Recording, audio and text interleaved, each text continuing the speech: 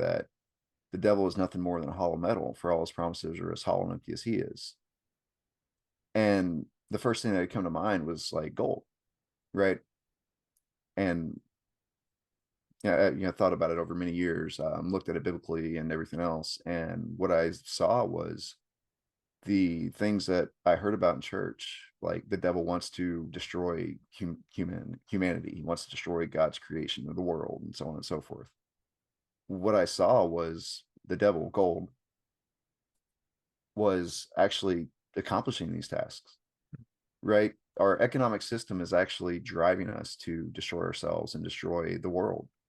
And I mean, I don't know how you feel about all the stuff with all the gender stuff that's been going on. Like you see that this seems to be a huge push by a lot of powerful people, and a lot of these people actually believe that humanity, of course, just existing is the reason that we're having these problems. The reason that we're destroying the world is because there's just too many people. So we want to curb the population. And of course, their tactic is to try to do bad things to our children to prevent them from breeding in the future. Um, those are the types of things that are happening. We're destroying the entire planet, all because of our economic system. So of course, why is it that I'm doing this? This is something that I've been working on for 2 decades, figuring out what the problem was, how it was actually working, and what the solutions are. And it's something that started with a simple prayer. Mm-hmm. Yeah, I mean, you're getting into the philosophical world a little bit, which I very much enjoy, and I say enjoy because I do enjoy philosophy and thinking about this stuff, but much more so in the vein in which you're talking about. The biggest value I see in philosophy, whatever that means, it's a bit of a catch-all, but is like it's very practical. Like we're talking about real life, we're talking about humanity, we're talking about the earth, we're talking about our existence, and like is it good, is it bad, is it going to continue? Like to me, philosophical questions, when done correctly, get to the core of that. They're not just like abstract, academic exercises that are just for fun. They're actually very practical and very real.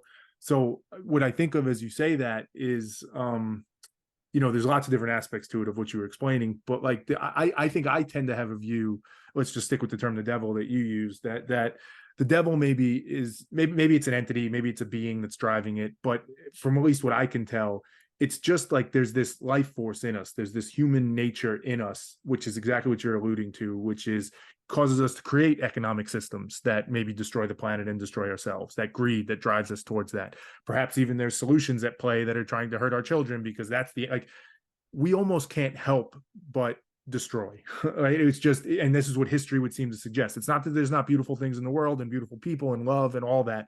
It's certainly there, but there is this constant driving force that's pushing us to cause harm and bring suffering into the world.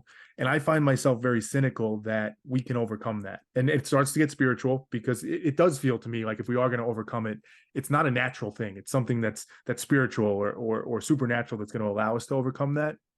How do you think about that? Like, do you believe in humanity? Do you believe that we have the capability to overcome the things you're saying?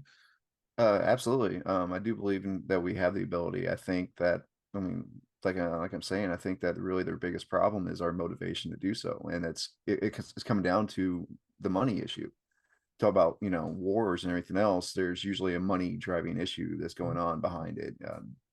Pretty much everything that we're doing, it's all focused on one thing and one thing only. And as far as whether or not like there's a spiritual Lucifer devil type thing, or if it's just that this has been, I guess, is a difficult thing to address. Like almost like saying the devil is in the details, Yeah, or yeah. like associating the devil not with like Lucifer, Satan down in hell, but like the devil is like the problem. Mm-hmm, Almost mm-hmm. like you would say that there's something, a devil in this machine or something, that not like in it's a demon, but more like there's something in this machine that's really messing it up. Yep, yep. So I don't know if there's actual demonic type issue to any of this, or if it's just that this is the problem that's really hindering us. One thing that's actually kind of interesting is just the word Lucifer. It means shining one, and gold is shiny, shines into our hearts and promises us this idea of wealth, when really what is wealth? Wealth is just the ability to have people work for you. Really, it's the real wealth of anyone is having other people do work for them. Power, right?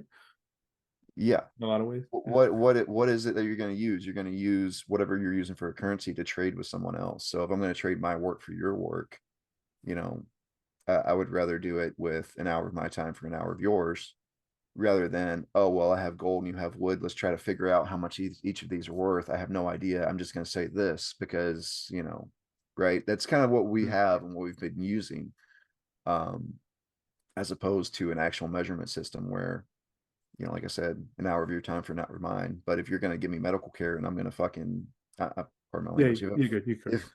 if I'm going to make a door for you, I'm going to do some carpentry work and you're going to do some medical work, well, clearly I would give you more than mine. But at the same time, I would hate for you to come in, look at me for 5 minutes, and then charge me like 2 weeks of my time for like 10 minutes of yours. Yeah. So there's trying to find that balance. And I believe that the hour is the way to do that. Mm. Like I said, if you're a doctor and you're charging me and you come in and you see me for 10-15 minutes and you charge me 3 weeks, I would hope that you would see a problem and that you wouldn't get home at the end of every day and be like, oh, I made 8 months today. Mm.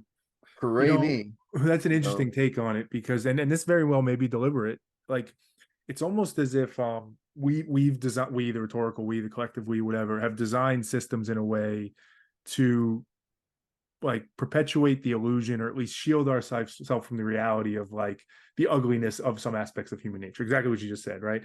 Yeah. If a doctor goes into an office and sees you for 10 minutes and it goes through an insurance company and it gets paid this way and then it gets cut and then you pay a copay, all these different things, and ultimately that doctor, we're making it up, let's say he gets $5,000 for that 15 minutes, but it's so convoluted, the system makes it so mucked up that you can't really see that. So it's very easy for that doctor to go to sleep at night and not see, whereas in the system you're kind of just trying to like take the veil off and say, like, let's just be honest about what we're doing here. Let's look at what exactly this is.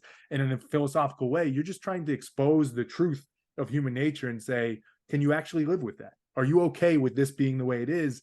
And I guess there's a deep optimism that humanity would say, oh shit, like now that I see it that way, no, obviously I can't be okay with this.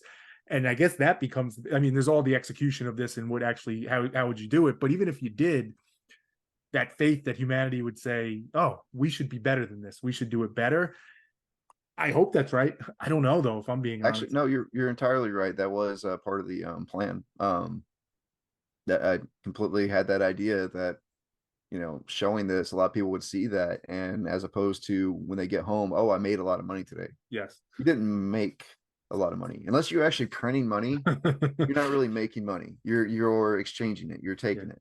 Yeah. So when you get home and you're like, oh, I made a lot of money, it kind of, you start to see that's more of a, you took a lot of money.